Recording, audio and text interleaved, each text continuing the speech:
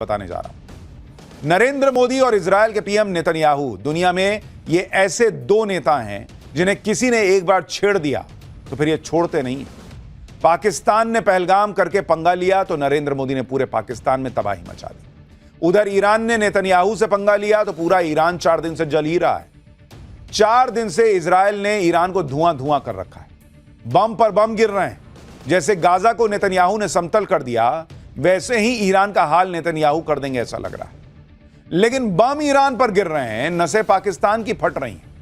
पाकिस्तान को लग रहा है कि कहीं अगला नंबर उसका तो नहीं है, क्योंकि एक तरफ नेतन्याहू ने पाकिस्तान के ठीक बगल में हाहाकार मचा रखा है, तो उधर नरेंद्र मोदी ने साइप्रस का दौरा करके पाकिस्तान के दोस्त तुर्की को घेर लिया है। पाकिस्तान और तुर्की मिलकर भारत के खिलाफ गेम कर रहे हैं, लेकिन नरेंद्र मोदी और नेतन्याहू ने इस गेम को ही पलट दिया है। सोचिए, इजरायल से पाकिस्तान 3000 किलोमीटर दूर है, फिर भी पाकिस्तान की हालत खराब हो रखी है। पाकिस्तान में लोग बार बार चेक कर रहे हैं कि पाकिस्तान भी इजरायल के घातक हथियारों की रेंज में आता है या नहीं। वो लोग चेक कर रहे हैं। जिस तरह से ईरान को इजरायल फोड़ रहा है, उससे पाकिस्तान को डर है कि कहीं ईरान के बाद उसके परमाणु साइट्स का नंबर तो नहीं आने वाला। कहीं मोदी और नेतन्याहू मिलकर पाकिस्तान को तो नहीं निपटा देंगे। कहीं मोदी और नेतन्याहू मिलकर पाकिस्तान के खिलाफ 1984 वाला प्लान तो नहीं बना रहे हैं। अब ये 1984 वाला प्लान क्या है? क्यों पाकिस्तान को ईरान पर इजरायल के हमले में अपनी आने वाली तबाही दिख रही है? कैसे पाकिस्तान की संसद के अंदर इजरायल के हमले का डर दिख रहा है? कैसे ईरान पर बरसती मिसाइलों ने पाकिस्तान में पेट्रोल पंप बंद करवा दिए? कैसे वहां लोग भूखे मरने की कगार पर हैं? आज ये सब दिखाऊंगा। साथ ही आपको यह भी बताऊंगा कि पीएम मोदी ने कैसे पाकिस्तान और उसके दोस्त तुर्की की टेंशन बढ़ा दी है। कैसे साइप्रस जैसे एक छोटे से देश का दौरा करके पीएम मोदी ने पाकिस्तान और उसके दोस्त को नया तनाव दे दिया है। पाकिस्तान में हड़कंप मचा हुआ है, क्योंकि अभी नरेंद्र मोदी के नए भारत ने जो पाकिस्तान की कुटाई की थी उसके जख्म ही नहीं भरे। और इधर इजरायल ईरान को ऐसा ठोक रहा है कि पाकिस्तान के अंदर लोग कह रहे हैं कि भारत और इजरायल मिलकर ईरान के बाद पाकिस्तान को ना ठोक दे। पाकिस्तान इसलिए कांप रहा है क्योंकि इजरायल ठीक उसके बगल में बम पर बम फोड़ रहा है। 4 दिन से जबरदस्त लड़ाई चल रही ईरान और इजरायल के बीच। इजरायल पर ईरान ने पलटवार किया था, जिससे इजरायल भयंकर गुस्से में। इजरायल ने कह दिया है कि पूरे तेहरान को जला के छोड़ूंगा। तेहरान ईरान की राजधानी है। इजरायल ने ईरान पर आज फिर से जबरदस्त बमबारी की। ईरान ने भी इजरायल के तेल अवीव और हाइफा पर बैलिस्टिक मिसाइलों का नया अटैक किया। इस जंग को 4 दिन हो रहे हैं और 4 दिन में इजरायल ने ईरान में जबरदस्त तबाही मचाई है। उसकी आप तस्वीरें देखिए। ईरान भी पलट के हमला कर रहा है, लेकिन जिस तरह से इजरायल फोड़ रहा है, ईरान के पास जवाब उस तरह का नहीं है। इजरायल के पास जबरदस्त एयर डिफेंस सिस्टम है और इसलिए उसे ज्यादा नुकसान नहीं हो रहा, जबकि ईरान बर्बाद होता चला जा रहा है। इजरायल की ताकत देखिए कि ईरान की राजधानी तेहरान के आसमान पर इजरायली एयरफोर्स का कब्जा हो चुका है। जब चाहे तब तेहरान पर इजरायल बम गिरा रहा है, जब मन कर रहा है। भाई, जैसे इंडिया नहीं जब उधर मन कर रहा था फोड़ दे रहा था, वैसे ही जहां तक मन कर रहा था इंडिया घुस के मार रहा था, वैसे ही अब इजरायल मार रहा है ईरान को। बात इतनी बढ़ चुकी है कि इजरायल ईरान के सुप्रीम लीडर अयतुल्लाह खामनेई को ही उड़ाने वाला था, खत्म कर देता। वो तो डोनाल्ड ट्रंप ने इजरायल को रोका कि अरे क्या कर रहे हो भाई, रुको जरा, सभी को मार दोगे क्या? यहां तक मामला पहुंच गया है। उधर इजरायल के पीएम नेतन्याहू का दावा है कि ईरान उनकी, यानी नेतन्याहू की और डोनाल्ड ट्रंप दोनों की हत्या करना चाहता था। नेतन्याहू का दावा है कि ईरान ने उनकी जान लेने के लिए ऐसी मिसाइल दागी थी जो उनके घर में बेडरूम विंडो तक पहुंच गई थी। यानी इजरायल कह रहा है कि यह हमको मारने वाला है, तो हम कैसे छोड़ देंगे जी? और वो सिर्फ ईरान को ही नहीं छोड़ने की बात कर रहा है कि भाई ईरान को नहीं छोड़ेंगे, वो पाकिस्तान को भी ठोक देगा, यह भी चर्चा हो रही है। जब नेतन्याहू कह रहे हैं कि ईरान उन्हें ही उड़ाना चाहता था, तो फिर इजरायल ने भी ईरान का खेल पूरा खत्म करने की ठान ली। भाई, कोई खुद थोड़े मरेगा कि तुम हमको मार दो, हम जो है विश्व शांति की बात करेंगे। और इजरायल के रास्ते में अब जो भी आने की कोशिश करेगा वो मारा जाएगा। पाकिस्तान इसीलिए डरा हुआ है क्योंकि उसने देखा है कि इजरायल हमास को ठोक चुका है, हिजबुल्लाह की बैंड बजा चुका है, और पाकिस्तान को भी एक वो रोग नेशन मानता है। हिंदी वाला रोग मानिए, अंग्रेजी वाला रोग मानिए, दोनों तो है ये है पाकिस्तान। अब वो ईरान को ठोक रहा है। इजरायल की इस हिट लिस्ट में पाकिस्तान का भी नाम हो सकता है। पाकिस्तान को डर लग रहा है और खुद पाकिस्तान ने इजरायल को उस पर हमला करने की बड़ी और ठोस वजह दे दी। दरअसल ईरान के वरिष्ठ सैन्य अधिकारी ने यह दावा कर दिया कि अगर इजरायल ने ईरान पर परमाणु बम का इस्तेमाल किया तो पाकिस्तान इजरायल पर परमाणु हमला कर देगा। मतलब ईरान खुद नहीं करेगा। ये गजब की लड़ाई लड़ते हैं ये लोग कि मेरे को मारोगे तो परमाणु बम पाकिस्तान मारेगा। पाकिस्तान हड़बड़ा गया। इजराइल से युद्ध के बीच ईरान ने पाकिस्तान को लेकर बड़ा दावा कर दिया। ईरान की बात सुनकर पाकिस्तान के होश उड़ गए। ईरान को भाई भाई बताने वाले पाकिस्तान ने कुछ ही घंटों में ईरान के दावे का खंडन कर दिया। पाकिस्तान कह रहा है कि नहीं भाई, हम ईरान जो कह रहा हम नहीं ऐसा कुछ बोले, हम नहीं मारेंगे परमाणु बम। पाकिस्तान के रक्षा मंत्री ख्वाजा आसिफ ने कहा कि इस्लामाबाद ने इजराइल के खिलाफ परमाणु हमले की कोई बात की ही नहीं है। पाकिस्तान की घबराहट को आप इस तरह से समझिए कि पाकिस्तान की संसद में वहां का विदेश मंत्री इशाक डार खड़ा होकर कह रहा है कि नहीं भाई, हम कोई परमाणु बम नहीं फोड़ने वाले हैं ईरान की तरफ से। उनको लगा भाई ईरान तो बोल दिया, अब इसके चक्कर में वहां से नेतन्याहू मारेंगे या यहां से इंडिया फोड़ देगा, तो तुरंत हड़बड़ा गया कि नहीं, हम ऐसा कुछ नहीं करने वाले हैं। सुनिए, पाकिस्तान का विदेश मंत्री संसद में खड़ा होकर कह रहा है कि हम ये सब कुछ नहीं करने वाले। ये पाकिस्तान का हाल है। जो पाकिस्तान अभी कुछ दिन पहले तक कह रहा था कि भाई भारत में पाकिस्तान के हमलों से बड़ा नुकसान हुआ है, और उससे जब पूछा गया था कि आपका क्या सबूत क्या है, तो कह रहे थे सोशल मीडिया पे खबरें चल रही। उसको तब सोशल मीडिया पे भरोसा था। आज कह रहा है कि सोशल मीडिया पे खबरें चल रही हैं कि हम ईरान की तरफ से परमाणु बम फोड़ देंगे, उस पर भरोसा मत कीजिए, सोशल मीडिया भरोसे के लायक नहीं है। वो कह रहा है मेरा बम मेरा भाई, हम काहे फोड़ेंगे ईरान की तरफ से। और ऊपर से कहता है कि ईरान मेरा भाई है, हम लोग भाई हैं भाई, हम तुम्हारे साथ खड़े हैं। अरे काहे के खड़े हो? पाकिस्तान पूरी दुनिया में इस बात की अकड़ दिखाता है कि वो इकलौता मुस्लिम देश है जिसके पास एटम बम। कहता रहता है कि उसका एटम बम मुसलमानों को बचाने के लिए, इस एटम बम से वो पूरी दुनिया के मुसलमानों को बचाएगा। लेकिन बात जब ईरान के मुसलमानों की आई तो सामने इजराइल दिख गया, उसकी हालत खराब हो गई। पीछे पाकिस्तान को दिख रहा है कि इंडिया ठोक देगा, इधर सामने इजराइल खड़ा है, वो कह रहा है कि नहीं हमारे पास एटम बम है तो मेरे लिए ना है, हम थोड़ी इजराइल पे फोड़ने जा रहे हैं। पाकिस्तान खूब माहौल बना रहा था कि जैसे ईरान को इजराइल से वो ही बचा लेगा। पाकिस्तान के रक्षा मंत्री तो अपनी संसद में खड़े होकर ईरान को भाई बता रहे थे, कह रहे थे कि पाकिस्तान हर तरीके से ईरान का साथ देगा। जब साथ देने की बारी आई तो पीछे से पलट के निकल लिए कि कहां, हम नहीं, तुम अपना लड़ो। पाकिस्तान वही वाला दोस्त है जो आपसे कहेगा कि भाई मैं तेरा भाई है, जहां बोलोगे वहां खड़ा हो, चलो लड़ने चलो, उधर मारा पीटी हो रही है तो यार जरा सा ना मम्मी बोली है सब्जी लेके आने, मैं लेके आता हूं, तुम बढ़ो लड़ो, मैं आता हूं, वहीं मिलूंगा चौक पे। वो है पाकिस्तान। और वो क्या लड़ेगा? अभी तो वो खुद ठुका है भारत से, तो वो क्या ईरान से लड़ेगा? और उसको पता है कि भाई उधर से इजराइल इधर से भारत दोनों शुरू हो गए तो हम खत्म हो जाएंगे। पाकिस्तान सिर्फ बड़ी बड़ी बातें कर सकता है, लेकिन आप पाकिस्तान की हालत देखिए। ईरान 4 दिन से जल रहा है, वहां से लोग भाग रहे हैं, तो पाकिस्तान ने ईरान का बॉर्डर क्लोज कर दिया। ये देखे दुनिया भर के मुसलमान देखें जो ये सोचते हैं कि पाकिस्तान एक इस्लामिक देश है तो मुसलमानों के लिए खड़ा होगा। भाई उसने ईरान का बॉर्डर क्लोज कर दिया कि मेरे तरफ मत आओ।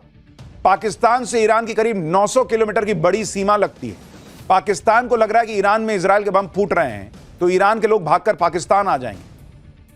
सोचिए, जो पाकिस्तान ईरान के लिए इजराइल पर एटम बम चलाने की बातें कर रहा था, वो इतना डरपोक है कि ईरान के लोगों के लिए अपना बॉर्डर बंद करके बैठा है कि मेरे यहां मत आओ, मरना है तो उधर मरो।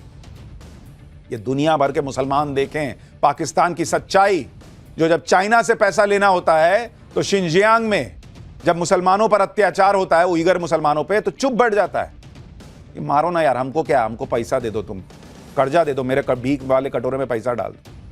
अब जब ईरान को मार रहा है इजराइल तो अपना बॉर्डर सील कर दिया। यह है पाकिस्तान की सच्चाई जो दुनिया भर के मुसलमानों को देखनी चाहिए। हमारे यहां कुछ हैं जिनका दिल धड़कता है शायद उधर के लिए, कुछ ही होंगे, लेकिन उनको भी देखना चाहिए पाकिस्तान का सच क्या है।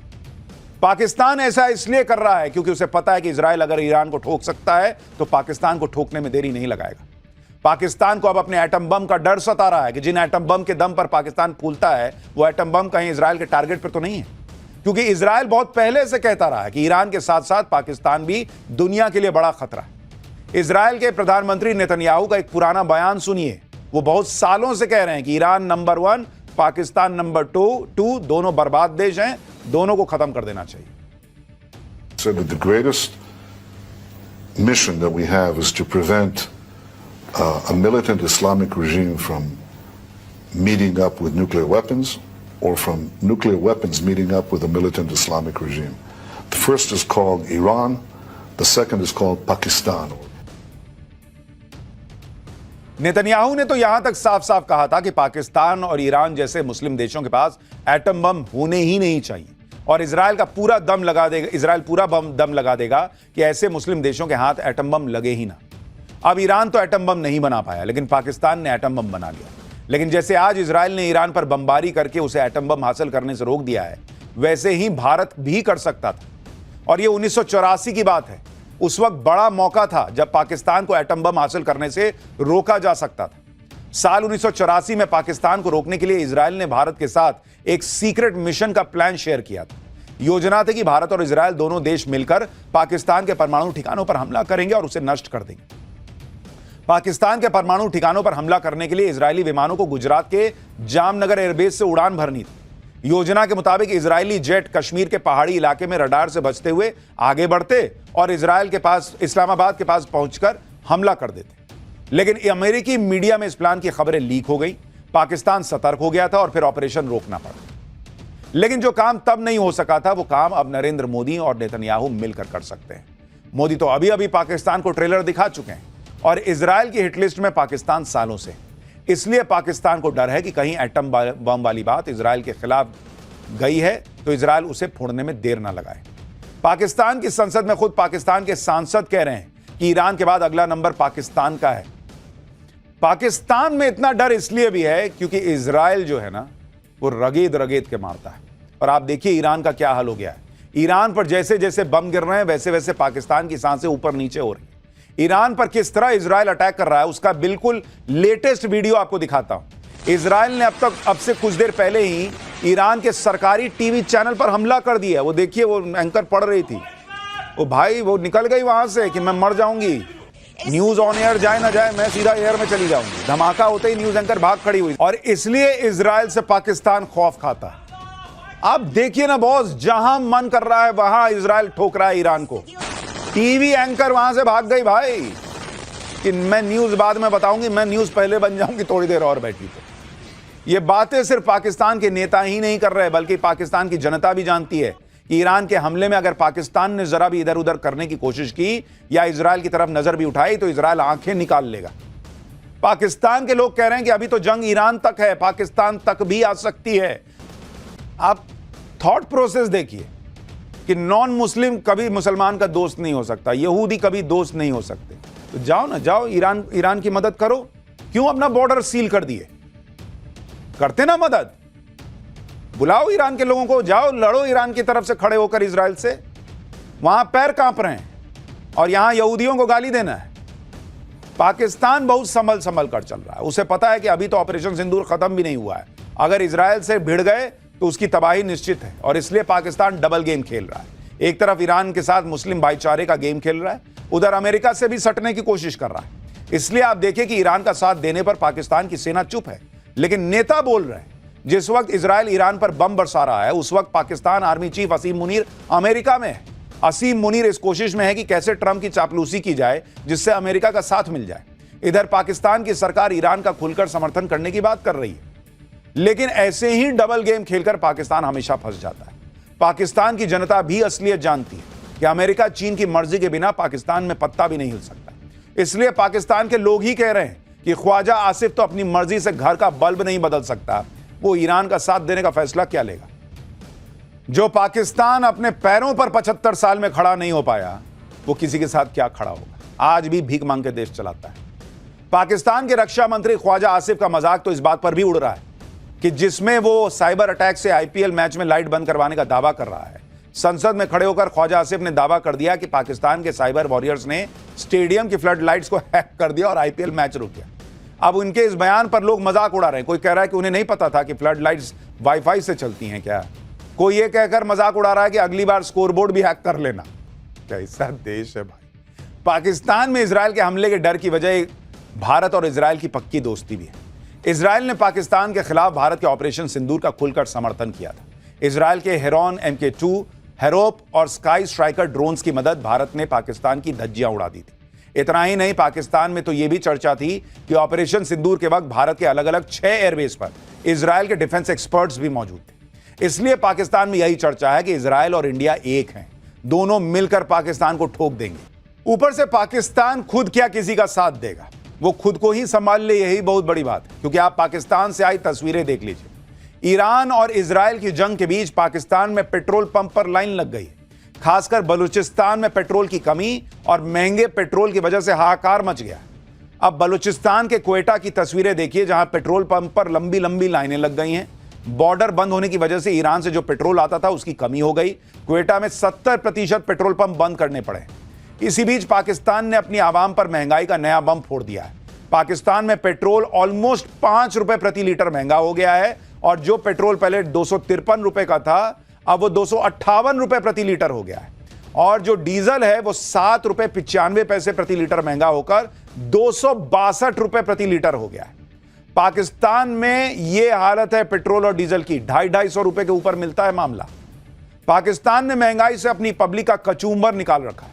जनता पर पैसा खर्च करने की जगह वो चाइना से हथियार खरीद रहा है, डिफेंस बजट बढ़ा रहा है, तो यही ना होगा। पाकिस्तान की जनता इन्हीं सब से परेशान है। पाकिस्तान की जनता अपनी सरकार को गालियां दे रही है, कोस रही है। पाकिस्तान का तो इससे भी बुरा हाल होने वाला है, क्योंकि पाकिस्तान आतंक का जो बिजनेस चला रहा है, भारत ने उसकी पोल दुनिया के सामने खोल कर रख दी है। नरेंद्र मोदी ने पाकिस्तान के खिलाफ जो कूटनीतिक मोर्चा खोला था, उसका असर देखिए कि टेरर फाइनेंसिंग पर नजर रखने वाली ग्लोबल संस्था FATF ने पहलगाम आतंकी हमले पर बड़ा बयान दिया है। FATF ने ऐसे आतंकी हमले पर चिंता जताते हुए कहा है कि ऐसे हमले बिना फंडिंग के नहीं हो सकते। फाइनेंशियल एक्शन टास्क फोर्स ने आतंकी संगठनों को मिलने वाली फंडिंग पर लगाम लगाने पर जोर दिया है। FATF ने यह भी कहा है कि वो जल्द ही टेरर फंडिंग पर अपनी एक बड़ी रिपोर्ट जारी करने वाला है। FATF के इस रुख से साफ है कि आतंक को पालने पोसने वाले पाकिस्तान पर बड़े एक्शन की तैयारी हो रही है। न सिर्फ पाकिस्तान को नरेंद्र मोदी ने हर तरफ से घेर रखा है, बल्कि पाकिस्तान का जो साथ दे रहा है उसको भी नरेंद्र मोदी ठिकाने लगाने में जुटे हैं। आज ही देखिए कि नरेंद्र मोदी ने कैसा गजब का मास्टर स्ट्रोक खेला। पीएम मोदी विदेश दौरे पर साइप्रस चले गए थे, जिससे पाकिस्तान के दोस्त तुर्की की नींद उड़ गई। साइप्रस वैसे तो छोटा सा देश जरूर है, लेकिन नरेंद्र मोदी ने इस छोटे से देश में भी जाकर तुर्की और पाकिस्तान के खिलाफ बड़ा धमाका कर दिया, क्योंकि साइप्रस उस तुर्की की दुखती रग है जो तुर्की पाकिस्तान का साथ दे रहा था। तुर्की ने सालों से साइप्रस की काफी जमीन पर कब्जा कर रखा है। नरेंद्र मोदी आज साइप्रस जाकर उस जमीन को देखकर आ गए। ये देखिए, वो तस्वीरें देख रहे हैं जहां वो दिखाया जा रहा है कि देखिए भाई, ये तुर्की ने जमीन कब्जा कर रखी है, वहां बातचीत चल रही है। नरेंद्र मोदी समझ रहे हैं, अच्छा जमीन कब्जा किया है, बताओ तो। इससे तुर्की को जबरदस्त मिर्ची लग गई होगी। साइप्रस के राष्ट्रपति के साथ जाकर नरेंद्र मोदी ने उस इलाके को देखा जहां तुर्की ने कब्जा किया हुआ है। ये तस्वीरें देखिए, वो दिखा रहा है कि देखिए ना सर, वही कब्जा किए हुए। अच्छा, 3 बार फोड़ेंगे वही ले लेंगे, कुछ कह रहे होंगे, मैं तो ऐसे ही कह रहा हूं। तस्वीरें तुर्की के लिए बड़ा मैसेज है कि अगर पाकिस्तान का साथ दोगे तो भारत भी खुलकर साइप्रस का साथ देगा। साइप्रस में सालों बाद कोई भारतीय प्रधानमंत्री पहुंचा है, लेकिन साइप्रस का रणनीतिक महत्व नरेंद्र मोदी ने समझा और ठीक उसी वक्त साइप्रस गए जब तुर्की पाकिस्तान का साथ दे रहा है। साइप्रस में प्रधानमंत्री मोदी का भव्य स्वागत हुआ। साइप्रस के राष्ट्रपति निकोस क्रिस्टोडेलिडोस ने खुद एयरपोर्ट पहुंचकर पीएम मोदी को रिसीव किया। यह अपने आप में बड़ा इशारा था, क्योंकि प्रोटोकॉल तोड़कर राष्ट्रपति का इस तरह स्वागत करना दिखाता है कि साइप्रस भारत को कितनी अहमियत दे रहा है। उसके बाद क्या हुआ, यह देखिए। साइप्रस की राजधानी निकोसिया की काउंसिल मेंबर माइकेला क्राइथ्रियोटी महाल्पा ने नरेंद्र मोदी का स्वागत करते हुए उनके पैर छू लिए। पैर छू लिए भाई, ये सब चल रहा है। साइप्रस में पीएम मोदी को वहां का सबसे बड़ा सम्मान दिया गया है। नरेंद्र मोदी ने साइप्रस का सबसे बड़ा सम्मान मिलने के बाद क्या कहा, एक बार वो भी सुनिए।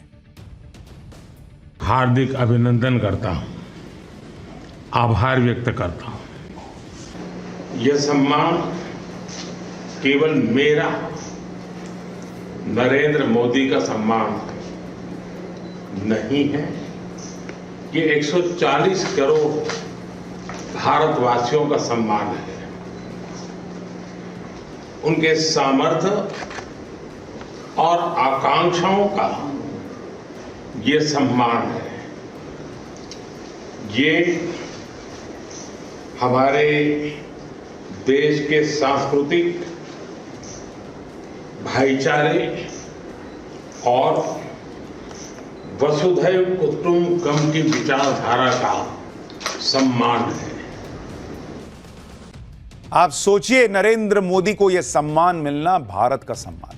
और नरेंद्र मोदी ने गले में जो ये पहना है, साइप्रस में इस तरह का स्वागत होना, वहां का सर्वोच्च सम्मान मिलना, फिर साइप्रस में उस इलाके को देखने के लिए जाना जिसे तुर्की ने कब्जा कर रखा है। नरेंद्र मोदी ने साइप्रस जाकर पाकिस्तान के दोस्त तुर्की के खिलाफ गेम सेट कर दिया है, क्योंकि नरेंद्र मोदी साइप्रस के जिस इलाके को देखने गए वो इलाका तुर्की ने 1974 से जबरन कब्जा कर रखा है। साइप्रस